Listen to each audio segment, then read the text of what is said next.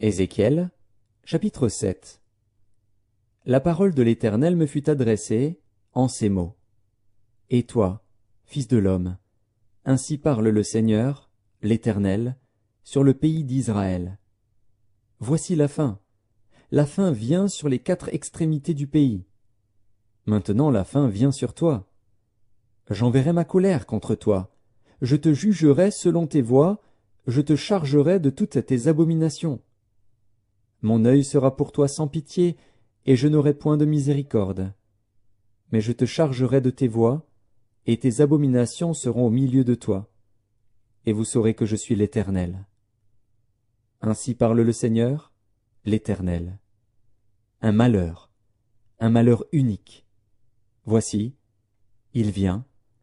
La fin vient, elle se réveille contre toi. Voici, elle vient. Ton tour arrive, habitant du pays.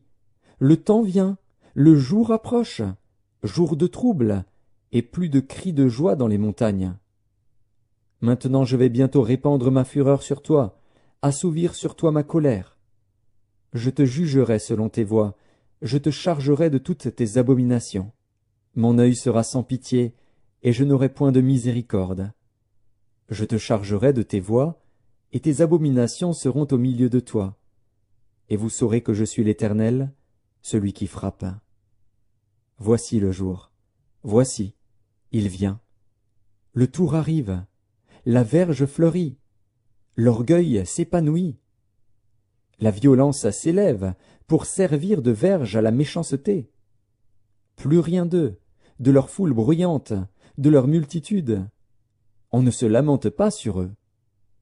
Le temps vient, le jour approche. Que l'acheteur ne se réjouisse pas, que le vendeur ne s'afflige pas, car la colère éclate contre toute leur multitude. Non, le vendeur ne recouvrera pas ce qu'il a vendu, fût-il encore parmi les vivants, car la prophétie contre toute leur multitude ne sera pas révoquée, et à cause de son iniquité, nul ne conservera sa vie.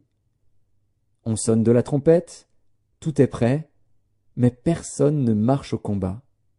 Car ma fureur éclate contre toute leur multitude. L'épée au dehors, la peste et la famine au dedans.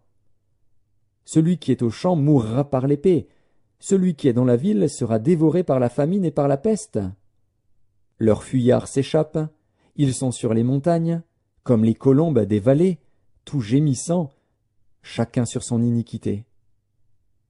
Toutes les mains sont affaiblies, tous les genoux se fondent en eau. Ils se saignent de sacs, et la terreur les enveloppe. Tous les visages sont confus, toutes les têtes sont rasées. Ils jetteront leur argent dans les rues, et leur or sera pour eux un objet d'horreur.